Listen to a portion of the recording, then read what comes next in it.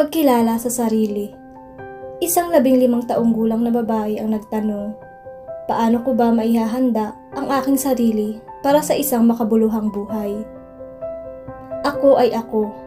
Wala akong eksaktong pagkakatulad sa buong mundo. May mga tao na may iilang bahagi na tulad ko, ngunit walang eksaktong maitutulad sa akin.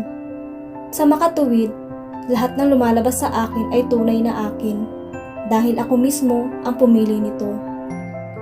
Pagmamay-ari ko ang lahat ng tungkol sa akin, ang aking katawan kasama ang lahat ng ginagawa nito, ang aking isip kasama ang lahat ng mga iniisip at ideya, ang aking mga mata kabilang ang mga larawan na aking nakikita, ang aking damdamin kung ito man ay pagkagalit, kagalakan, pagkabigo, pag-ibig, pagkadismaya, pagkasabik, ang aking bibig